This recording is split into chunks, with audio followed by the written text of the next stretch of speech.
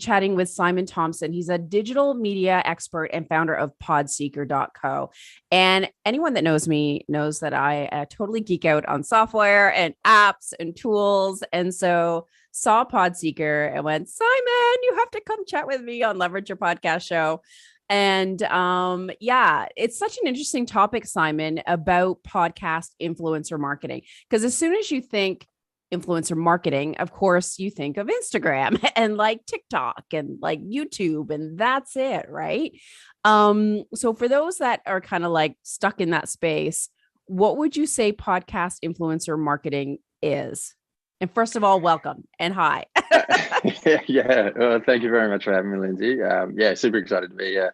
So yeah, I guess podcast influencer marketing, it's odd because there's sort of like this crossover happening between I'd say like PR marketing and influencer marketing. It's like a subset of that. Influencer marketing like is pretty similar to PR in a lot of ways, in that it's trying to leverage someone else's audience to get your offer in front of people. So if you think of like, if you're doing that on Instagram or what have you, maybe you pay an influencer for that, or maybe you sweeten the pot for them and give them some free products, and they mention your product to their audience. Right. And that's pretty well understood, and people have been doing that for a while now, kind of like since the start of Instagram. And then on the other side, like people have been doing, I'd say podcast PR for a bit as well, which is often like pitching yourself as a guest, or right. Like pitching a story to a podcaster and having that podcaster kind of mention that, whether it's the offer or the story or what have you, to their audience.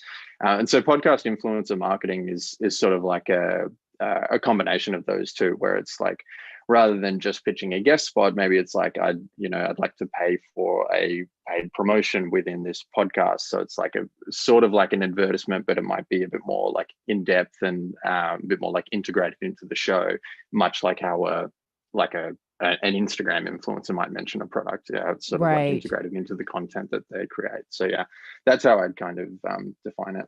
So it's not quite like paid ads or sponsorship. It's more like someone giving props to your product, it's or interesting, or validating it, or exactly. It's odd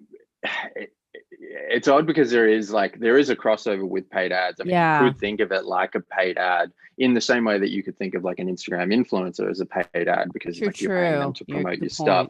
But I think like the baggage that comes with podcast advertising is that it's like, it's ZipRecruiter paying $1 million to, like the Gimlet Media Network over a 6-month period, and like running these very like structured and like formatted ads. Right.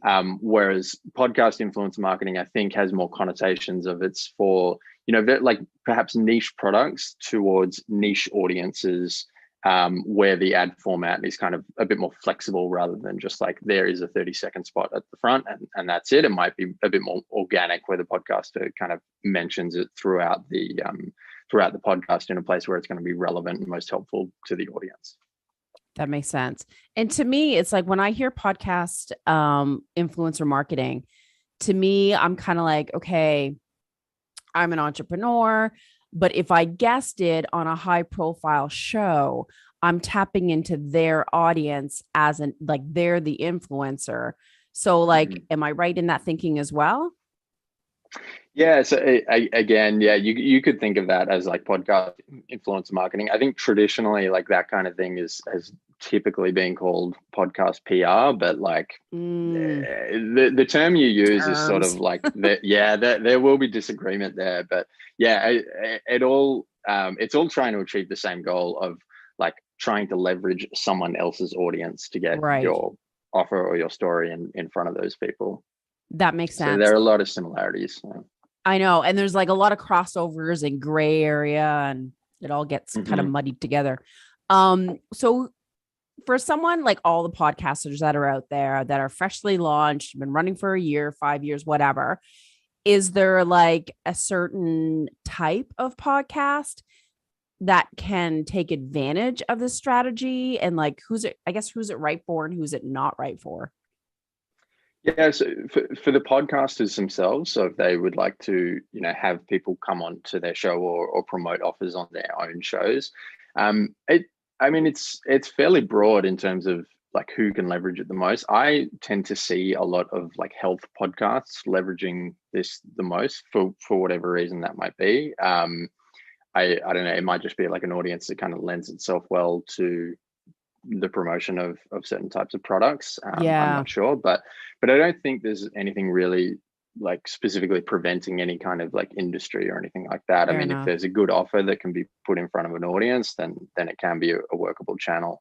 And like any other channel, it's something that you should test it with a small budget, see if it takes, and then if it works, scale it up. And it's going to be right for some people, and it's not going to be right for others. But yeah, it's kind of hard to tell, like all marketing channels, really. I know, right? How to track that ROI. Yeah. Because I was interviewing someone a couple of weeks ago and they were in like the essential oil space.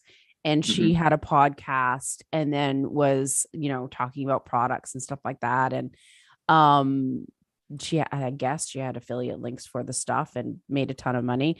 So is it like tied into like affiliate links of products that Yeah, maybe?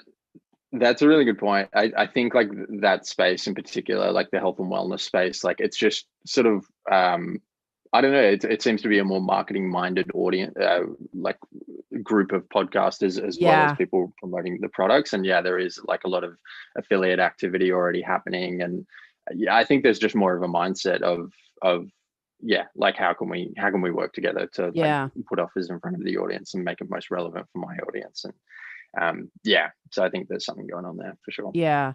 And so like I guess sometimes it's hard for people to like what does that mean for me? Like how do I implement this?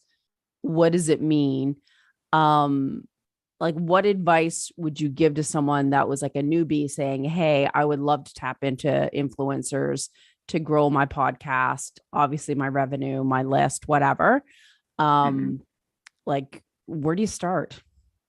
Yeah, for sure. So I mean, I guess there's two sides to this. Like, if you're the podcaster, and then there's Right. if you're the person who would like to get their offers in front of people.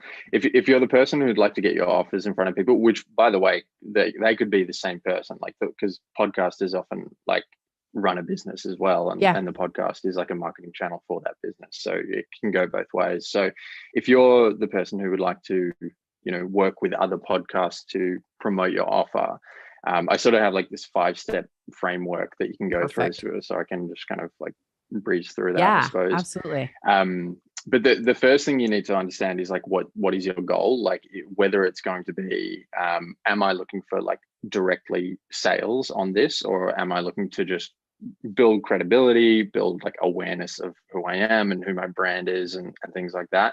That is going to have an effect on like which type of podcasts do you reach out to promote Yeah. the offer. So it's just good to have an understanding of exactly what you're going for here.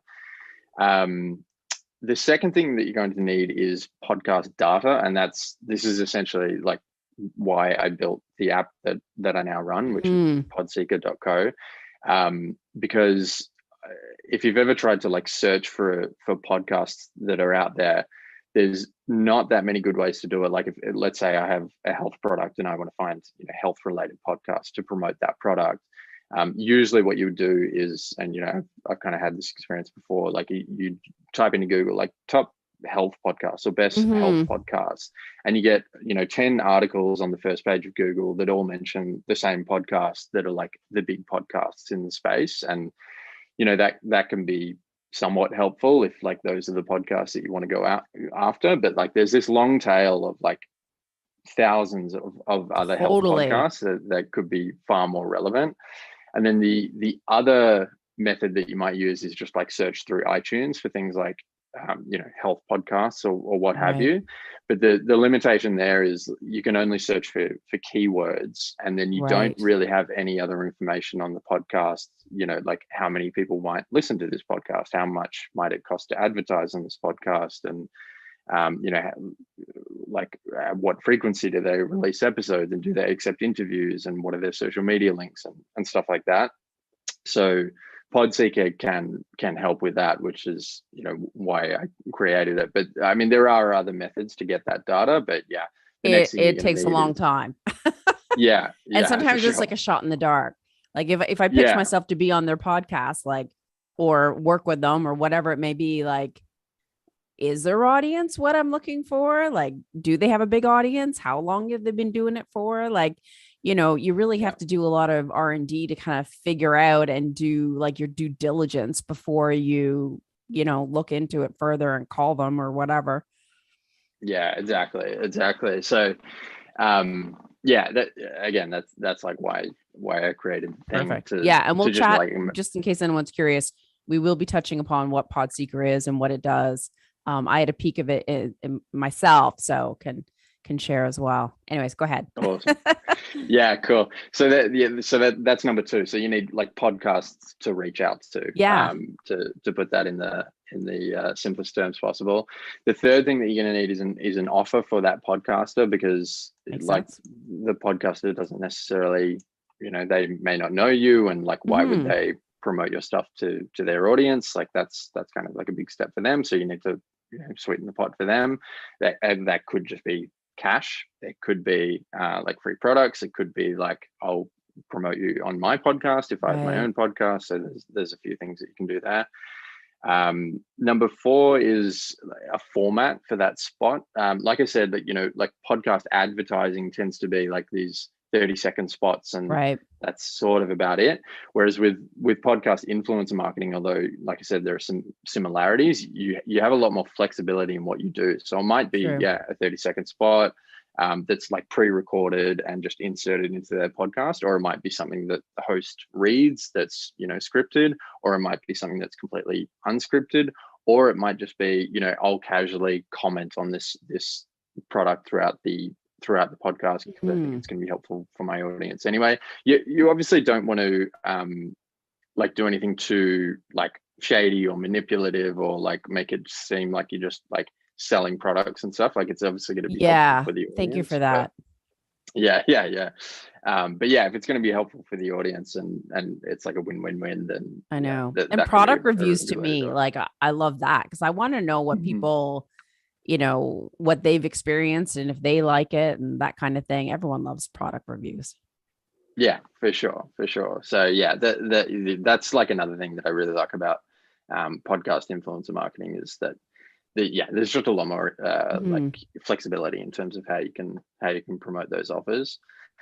And then the last thing is an offer for the audience, which is so, you know, I'm promoting my product, like, and the podcaster is going to mention it to their audience. Like how are they going to mention it and how are they going to like incentivize the audience to take up the offer? Like, is it going to be, you know, a discount, or is there going to be a competition that's a giveaway, or what have you? There's like a number of ways that you can sort of position that offer to the audience, so that everyone kind of wins from that. But yeah, they're the five like main steps that people need to go through. Happy to kind of drill down on any of those in particular. No, that was perfect. And it was succinct, but it totally makes sense. And it's funny because when I first, you know, saw Podseeker, and I was like, okay, I don't really get it. And so not that I didn't get it, but I'm like, okay. So, but once I went in, I was like, oh, it's like, you know, you search for podcasts and like you could actually see how long they've had their podcast for, how many episodes, how many downloads, roughly that they have like per episode. So you can kind of see the level of success. But honestly, Simon, what I loved was being able to find certain shows on a more granular level. Because I've searched, like, let's say I want to be on a content marketing podcast, and you kind of search, but like you said, with the keywords, it was really tricky. And I like did a search, and like all these came up, and they were like, I'm like, save to list, so I can check them out later. I'm like, oh, that was easy. It was awesome. Oh, cool. Well, yeah, thanks very much. Yeah, that is what I was going for. Like, it's not a what's the word? It's not overly complicated. Like it's fairly straightforward in what it does, but what it does, I like to think it does relatively well, which is like search granularly for podcasts. Yeah. And that to me was huge because it saves like a ton of time.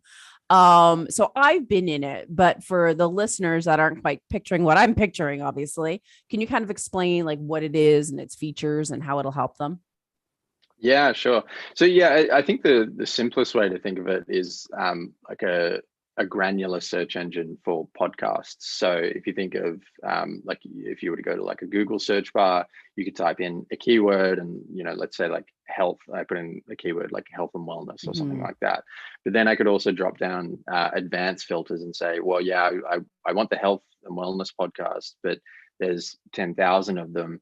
And most of them, maybe just publish like 5 episodes. So let's remove the ones that have, only published 5 episodes. I only want the ones that have published like at least 20 episodes. So they're well-established shows and they're up and running. And then there might be a lot of those shows that just don't have many people listening to it, which may or may not be what you're going for. You might want to go for podcasts. Sometimes it doesn't matter if you have a smaller audience. Exactly. Sometimes they're more engaged, right? And if you have a specific niche and you really want to go after that versus a broad group, like the numbers might be less, but the conversion would be higher. Completely, yeah. And so that audience number can, as you say, like go either way. Like I often find myself filtering out like the bigger podcasts because it's like, well, I'm probably not going to go on how I built this or whatever, like something like that. Whereas like there are like a lot of real niche podcasts which have like smaller audiences but very engaged audiences who have a really good relationship with the host. So that's another thing you can filter by. Another thing you can filter by is if you're looking to run advertisements, you could see how much is it likely to cost to advertise on a given podcast. Yeah, I forgot you had that. And by the way, these listenership numbers, people might be thinking like, how do you get the listenership numbers? And it's like it's an estimated number, but it's a relatively decent ballpark because like often you just need to know like, is this closer to 5 or 10,000 listeners, or is it closer to like 100 or 200 listeners? And we tend to get in that ballpark. So yeah, at the end of the day, like you're going to need to reach out and like have a conversation with the podcast to see what the offer is going to be and all of that, and you should ask these questions. But yeah, if you need a ballpark, then that listenership number can be really good. And then other things, like when's the last time they published an episode? Have they published an episode in the last like 6 months? Because if they haven't, then they're probably not active and worth reaching out to. So yeah, there are a couple of the things that you can filter by, and then when you run your search, you get all the podcasts that match that criteria, and then you're able to see all of those metrics that I just mentioned, things like the listenership and how much it might cost to advertise for each individual podcast, as well as, and this is sort of one of the crucial components is like email addresses and contact details, and websites and places to get in touch with those podcasts if you want to start reaching out to them and building those relationships. Yeah, it was really handy. And I loved, because I thought it's funny because I thought to myself, ooh, that one's good, but I don't have time to like fully go into it. Am I going to bookmark it? Like, how am I going to write that on a spreadsheet? But then I saw on the right-hand side that you said like add to a list, and you can have different lists. Like, what if I'm looking for podcasts about podcasts, or what if I'm looking them, about finance, or so you can like have these little categories, because it is good to be on different types of shows and see which ones work better for you. Because sometimes what you think is going to convert and is your target audience may not necessarily be. So it's interesting. Yeah, absolutely. Yeah, the media lists is something I didn't mention. So like exactly as you say, like you might want to, I don't know, I'm going to go pitch myself on 20 of these health and wellness podcasts or 20 of these podcasts about podcasting, and it doesn't make sense to like have them all in the same list, and then when you download that data, you've got it all in the same place and you're writing the same message to all of them. So yeah, you can kind of separate those. And if I can download the data? Well, you can download that as a I did not know CSV. that. There you go. Some features I don't know. Yeah. Do you have a guest and a host on there? Like what kind of mix of shows or what kind of mix of people do you have in there? Yeah, so it's all podcasts at the moment. Right. We're looking at building out like the guest side of the marketplace, or yeah, It's a whole nother making ball of it so wax for that it sure. is a, yeah, for sure. So because at the moment, like we have just about every podcast that Mhm. exists in the world is in there. Whereas finding specific guests can be a bit more tricky. Yep. But yeah, it's something that we definitely want to look into. But yeah, like I said, what I often find is like podcasters tend to mix in the same circle. So actually, yeah, as an Yes. aside, like one of the I don't know, unexpected side effects, I suppose, of building this. Like I built it for PR people essentially at Hmm. first. But then I noticed marketers wanted to use it. But then, yeah, the thing I really didn't expect was like a lot of podcasters themselves use it because they would want to connect with other podcasters. Like I said, yeah, they're often running their own business themselves and they obviously see the value in podcasts. And so they want to pitch themselves onto a Hmm. podcast and promote their offers to other podcasts. And the other thing is like I've run podcasts in my time as well, is like a really great way to promote your own podcast, as I'm sure you know, is to be a guest on other podcasts, because Absolutely. like those people on those podcasts are listening to podcasts, and so like you at least tick that box that they're into podcasts, and Hmm. then maybe they'll be into my podcast as well. So yeah, I've found it's a really helpful podcast, not only for the PR side but also for the podcaster side as well. I know, honestly, that's why I was looking and had like the two lists because I'm like, I want to see what other podcasts are out there. But, and also if they're an expert in a field that's like, a parallel to mine and not like strict competition kind of a thing, then it would make sense for me to have them on my show. And like you do that, right? You do podcast swaps. And then really, you're going to know that they know what they're doing. They're used to interviewing. They're going to be professional. They know the drill. They're not going to be total newbie. It does make your life easier as a podcast host or a guest or whichever. So Yeah, yeah, it's yeah, funny you say that because that's exactly kind of what went through my head. Yeah, it is yeah, really for sure. handy. That's yeah, like the yeah, exactly as you say, like the people who are going to make like really great guests on podcasts are people who have their own Mhm. podcasts, generally speaking.